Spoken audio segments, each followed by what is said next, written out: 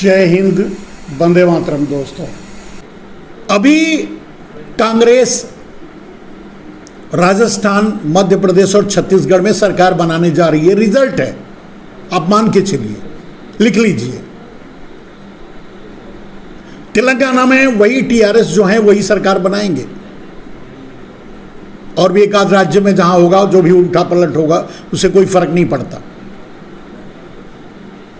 लेकिन आगे क्या होगा? अगर इस बात से और इस बात को साबित करके, इस बात को सामने करके कि मैं तो चुनाव हार गया, 2-3 प्रदेश हार गया, 4 प्रदेश 5 प्रदेश हार गया, अब जीत रहे हैं तो मैं क्या, जीत रहे हैं तो ईवीएम सही है, हारेंगे तो इस बहाने से ईवीएम को बचा लेंगे। फिर क्या करेंगे? ईवीएम के जरिए 2024 जीत जाएंगे। माहौल बनाने के लिए मैंने बताया कि पाकिस्तान पीओके पर हमला करेंगे, फ्रेंडली, बाद में पाकिस्तान से समझौता कर देंगे, बाद में फिर से वापस आ जाएंगे, सर्जिकल स्ट्राइक बताएंगे या दूसरी और नौटंकी, या भारत में जो भी करेंगे माहौल बनाने के लिए, इसी तरह के काम करेंगे और ईवीएम से चुनाव जीत जाएंगे। चुनाव जीतते ही दिल्ली की सरकार को भंग कर देंगे, दिल्ली के सरकार का दर्जा ही खत्म कर देंगे, दिल्ली में कोई सरकार नहीं होगी, वो केंद्र शासित प्रदेश या जो भी है केंद्र शासित प्रदेश होगा। अरविंद केजरीवाल को जेल में डाल देंगे, तब तक नहीं डालेंगे। हालांकि अरविंद केजरीवाल उनका भाई है, उसको लेकर आरएसएस की एक दूसरी योजना है, लेकिन नरेंद्र मोदी की अभी की जो योजना है वो ये है। तो दिल्ली को खत्म कर देंगे, अरविंद केजरीवाल को भी जेल में डाल देंगे। राजस्थान, मध्य प्रदेश, छत्तीसगढ़, कर्नाटका और हिमाचल प्रदेश की सरकारों को गिरा देंगे, तोड़ देंगे, खरीद लेंगे, बोली लगा करके जो भी करेंगे खत्म कर देंगे और अपनी सरकार बना देंगे। यानी ये समझ गए, ये सारी जो अभी वॉकओवर देंगे उसको चुनाव जीतते ही सब अपने कब्जे में कर लेंगे। ऑपरेशन लोटस, ऑपरेशन कमल चला करके फिर से उन 5-6 जगह अपनी सरकार बना लेंगे, जैसे ही नरेंद्र मोदी प्रधानमंत्री बन जाएंगे। अब ये सारी साजिश क्यों करेंगे? क्योंकि उन्हें 2024 में अपने आप को बचाना है, और अपने आप को अगर नरेंद्र मोदी बचाना चाहते हैं, फिर से गद्दी पर बैठे रहना चाहते हैं, तो उन्हें ईवीएम को बचाना होगा। और ईवीएम के बचाने के लिए वो इन जो सामने चुनाव हो रहे हैं उसमें वॉकओवर देंगे, जानबूझकर कुछ ऐसी गलतियां करेंगे। जैसे मैंने बताया कि ब्रिजभूषण पर कार्रवाई न करके जो मैसेज नरेंद्र मोदी ने दिया, कर्नाटका में इसकी कीमत चुकानी पड़ी। लेकिन नरेंद्र मोदी की तो प्लान ही वही था कि उन्हें कर्नाटका हारना है, कर्नाटका नहीं जीतना है, उन्हें राजस्थान हारना है, तो उसके लिए भी प्लेटफॉर्म तैयार करेंगे। उन्हें छत्तीसगढ़, मध्य प्रदेश हारना है, तो उसके लिए भी प्लेटफॉर्म तैयार करेंगे। और ये सब कुछ वो इसलिए करेंगे क्योंकि उन्हें ईवीएम बचाना है, और ईवीएम रहा तो मोदी रहे तो फिर अपने कब्जे में कर लेंगे। ऑपरेशन लोटस के जरिए महाराष्ट्र, जितनी बहुत सी सरकारें, गोवा, महाराष्ट्र और मध्य प्रदेश, देखे आपने कहाँ कहाँ सरकारें गिराकर बना दिए, वैसे ही करेंगे, फिर से पूरे देश में अपनी सरकारें बना लेंगे। अब प्रश्न है कि फिर देश ही नहीं रहेगा, देश अपने देश के ही कुछ चोरों का गुलाम बन जाएगा, देश अपने ही देश के कुछ गुजराती, सब नहीं, कुछ गुजराती चोरों का गुलाम बनकर रह जाएगा। जिस योजना पर नरेंद्र मोदी काम कर रहे हैं, जिसके मेंबर अडानी, अंबानी, विनोद अडानी, मेहुल चोकसी, नीरव मोदी जैसे लोग हैं।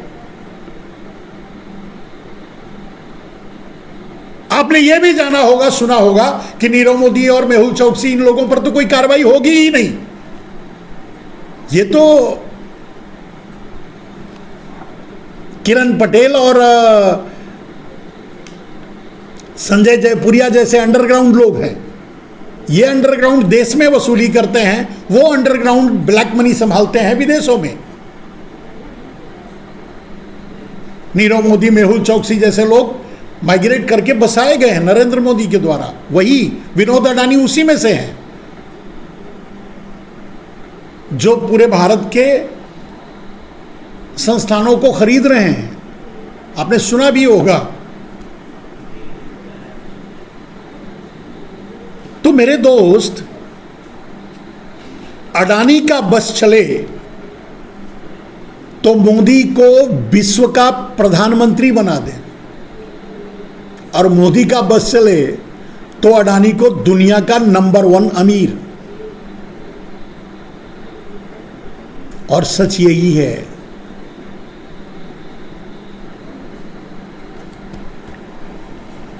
और इन सब चीजों से आप खुद समझ सकते हैं कि किसी चीज से नरेंद्र मोदी पर कोई फर्क पड़ रहा है। मणिपुर जल रहा है, 2 महीने से जल रहा है। नरेंद्र मोदी ने उनके जलने, मरने, बर्बाद होने, तबाह होने पर कोई संवेदना व्यक्त की है? नहीं। एक ट्वीट किया? नहीं, उनके पास समय नहीं है।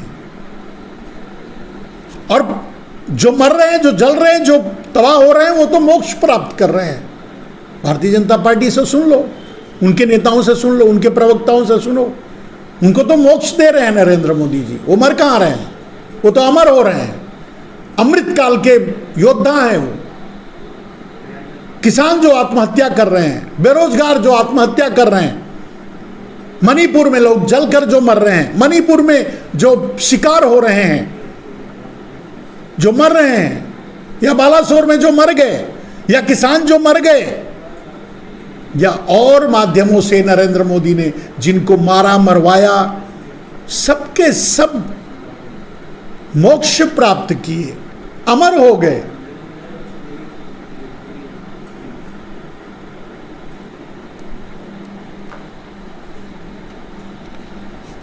तो दोस्तों, समझने वाली बात है,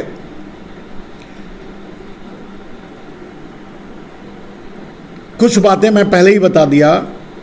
लोकतंत्र तो भारत में है ही नहीं, नाम मात्र भी बचा नहीं है। अब आप कहेंगे कि लोग बोल रहे हैं, नरेंद्र मोदी चुपचाप सुन रहे हैं, उन्हें बोलने दे रहे हैं। वो भी नरेंद्र मोदी की ही एक प्लेटफॉर्म, मतलब चालें हैं।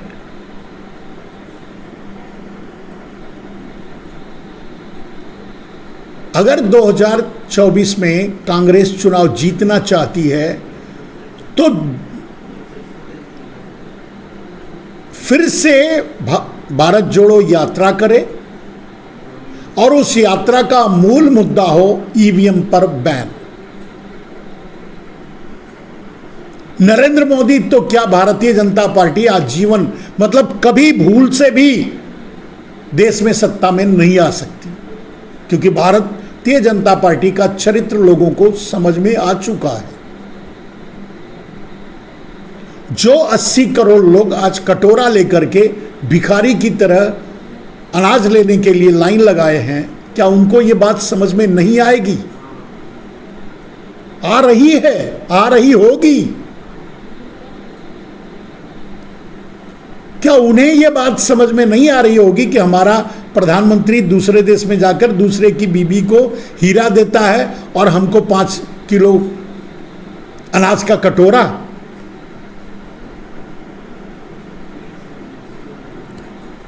बिहार में विपक्ष की बैठक हुई, उन्होंने अपनी एकता दिखाई। चुनाव, अभी जो चुनाव होने वाले हैं वो तो कांग्रेस जीतेगी ही, वो तो वॉकओवर से जीतेगी, जीतना ही है उसको, क्योंकि वो नरेंद्र मोदी की योजना है। लेकिन अगर 2024 में कांग्रेस सत्ता में आना चाहती है तो उसे ईवीएम के खिलाफ आंदोलन छेड़ना होगा, भारत जोड़ो यात्रा शुरू करनी होगी। वही एक रास्ता बचा है।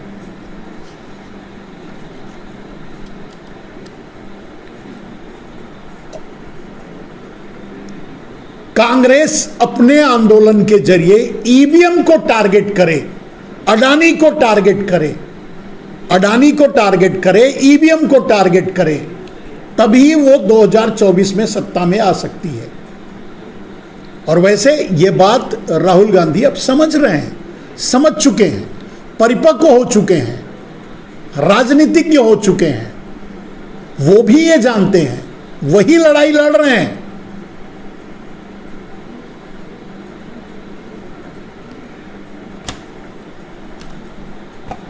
तू डाल डाल मैं पात पात। अगर कहा जाए कि आज अरबों रुपया खर्च करके राहुल गांधी को पप्पू साबित करने की कोशिश में नरेंद्र मोदी सबसे बड़ी भूल कर चुके कि उन्हें दुनिया का नेता बना दिया। और आज अगर राहुल गांधी छींक देते हैं तो पूरी भारतीय जनता पार्टी को सर्दी पकड़ लेती है, ठंड आ जाती है, कांपने लगते हैं। आखिर क्यों? इसका दो अंतर है, दो बात है। नरेंद्र मोदी कभी सच नहीं बोलते और राहुल गांधी कभी झूठ। दोनों का माइनस और दोनों का प्लस बस इतना ही है। अब कालिदास की तरह किसी मूर्ख को कितने दिन तक विद्वान बना करके पेश करने की कोशिश की जाएगी? अगर कालिदास भी होते नरेंद्र मोदी तो अब तक तो सीख चुके होते, अब तक तो विद्वान हो चुके होते। लेकिन नरेंद्र मोदी के जो काम हैं वो तो आज भी कालिदास के ही हैं।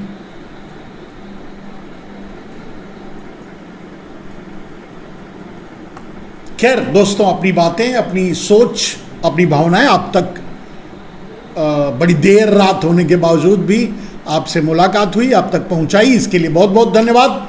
आप हमारे साथ जुड़े, लोगों तक पहुंचाइए, लोगों को सुनाइए। अगर आपको लगे कि मैं सही बोल रहा हूं तो हमारे YouTube चैनल को सब्सक्राइब कीजिए, ज्वाइन कीजिए, और कम से कम हमें ज्वाइन करो या ना करो, सब्सक्राइब करो ना करो, लेकिन कुछ पत्रकार हैं जो बेचारे मेहनत दिन रात करते रहते हैं, रोज आपके लिए एक वीडियो लेके, मैं तो रोज आपके सामने वीडियो भी नहीं ला पाता, वीडियो लेकर आते हैं। विशाल शर्मा है, अजीत अंजुम है, रवीश कुमार हैं। ऐसे लोगों को आप जरूर सब्सक्राइब कीजिए, उनका समर्थन कीजिए, जिससे सच आप तक पहुंच सके। और मैं देख रहा हूं सच पहुंच रहा है, आप समझ रहे हैं, आप जान रहे हैं, और आप समर्थन भी कर रहे हैं। वरना इतने लोग, रवीश कुमार और ऐसे जो जिनका नाम ले रहा हूं, उन लोगों से लोग नहीं जुड़ते। जुड़ रहे हैं, इसका मतलब कि देश के सुपारी मीडिया पर किसी का भरोसा नहीं बचा है।